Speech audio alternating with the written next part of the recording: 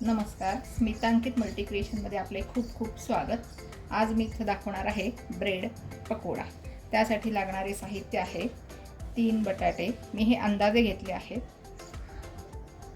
हळद, तिखट, मीठ, तांदूळाचं पीठ चवीनुसार आणि हे खायचा सोडा। तो एवढा नाही लागणार आहे, आपण थोडा लागेल तसा चिमूटभर घालणार आहोत। आणि हे धणे जिरे पावडर, कोथिंबीर आणि पीठ, डाळीचं पीठ, हे तेल 1 वाटी आणि आपले ब्रेडचे स्लाइस। घरात किती माणसं असतील त्या अंदाजानुसार। नंतर आपल्याला चवी खायला त्याच्याबरोबर सॉस, मेयोनीज आणि रेड चिली सॉस आपण काही त्याच्याबरोबर खाऊ शकतो।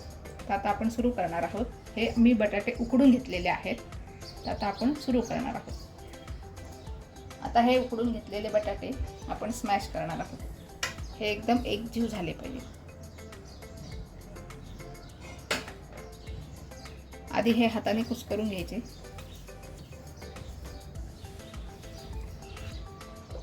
हा स्मॅश केला हाताने, पण तो नीट नसेल झाला तर आपले पावभाजीचे स्मॅशर असते त्याला आता थोडंसं हे तेल लावले मी आणि त्याने चांगलं एकजीव करून घ्यायचं। बटाटा जेवढा एकजीव होईल तेवढा आपल्याला पकोड्याला चांगला लागेल।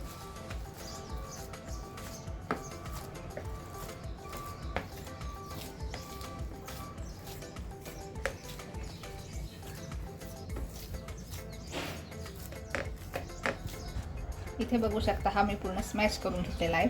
आता याच्यात आपण सगळे जिन्नस घालूया। आता हे मी अंदाजे सगळे घालत आहे।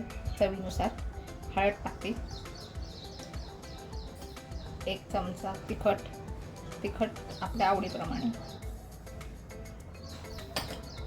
चवीनुसार मीठ,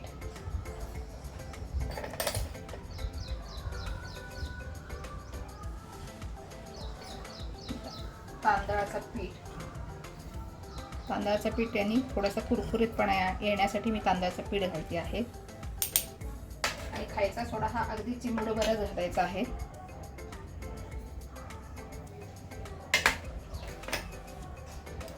हे धणे जिरे पावडर आहे, ह्यानी टाकले की जरा टेस्ट आणखीन छान येते, त्यासाठी मी घालते। आणि थोडीशी कोथिंबीर, ही चांगली धुवून चिरून घेतलेली। आता हे सगळं आपण एकत्र करणार आहोत।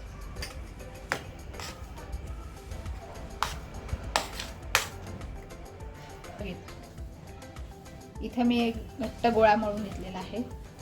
थोडासा सैल असला तरी काही प्रॉब्लेम नाही आहे।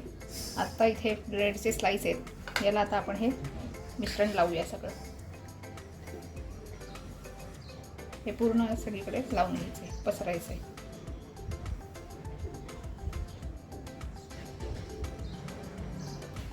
अशा प्रकारे मी लावून घेतलेलं आहे पूर्ण व्यवस्थित। आता याला मी आता मेयोनीज आहे, मेयोनीज आणि हे थोडंसं रेड चिली सॉस, हे मी थोडंसं मिक्स करून त्या ब्रेडवर लावणार आहे। इथं हे मी मेयोनीज आणि रेड चिली सॉस घेतला आहे। तुम्ही याच्याऐवजी टोमॅटो सॉस पण घेऊ शकता। रेड चिली सॉस तिखट असतो खूप, म्हणून मी थोडासाच घेतलेला आहे। आणि आता हे मी मिश्रण करत आहे। रंगासाठी तुम्ही याला लाल तिखट पण लावू शकता। आता हे मी या ब्रेडला लावते। थोडंच लावायचं आहे, कारण हे तिखट आहे। हे असं मी थोडंसं लावून घेतलेलं आहे। हे असे लावून घेतलेले आहे। आता याच्यात साधा ब्रेड आपला दुसरा अजून एक स्लाइस घ्यायचा, तो त्याच्यावर ठेवायचा आणि याला असे उभे चीर मारायचे। हा मी एकावर एक ठेवलेला आहे, तुम्ही बघू शकता, एकावर एक। आता मी हे कट करते।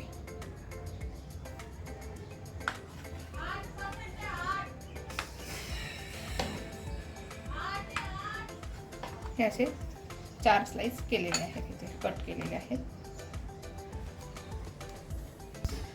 आता आपण ह्याचं सारण तयार करणार आहोत डाळीच्या पिठाचं। त्याच्यासाठी आपण डाळीचं पीठ घेऊ आधी।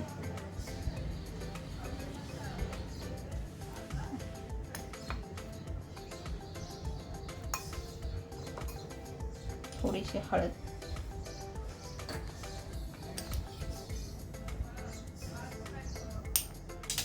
यात पण थोडंसं तिखट टाकायचं.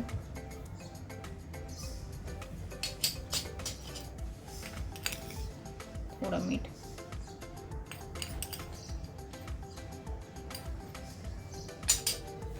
थोडीशी कोथिंबीर.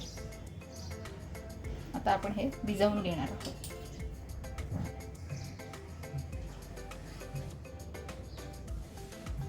अगदी हे घट्ट पण नाही ना अगदी सैल पण नाही असं भिजवायचं. आपण भजीसाठी जसं बनवतो तसंच हे पकोड्यासाठी भिजवायचं. आता हे थोडंसं मी घट्टसर आणि थोडंसं सैल असं भिजवलेलं आहे. ह्याच्यात आता थोडंसं त्यात पण तांदळाचं थोडं पीठ टाकायचं कोटिंगसाठी. वरती चांगलं कुरकुरीतपणा येण्यासाठी आपण टाकले. आणि चिमूटभर सोडा.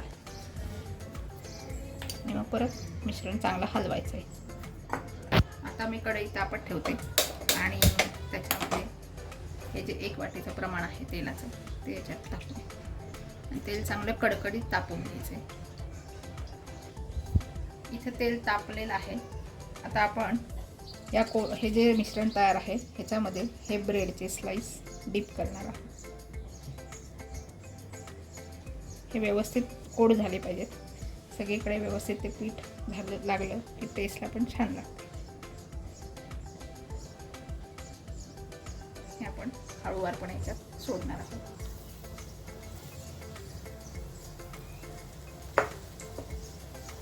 अशा प्रकारे आपण सगळे स्लाइस एक एक करून सोडायचे. ह्याला मीडियम गॅसवर आपण फ्राय करायचं आहे. मोठा गॅस नाही झाला पाहिजे म्हणजे व्यवस्थित आतून ते तळले जातात.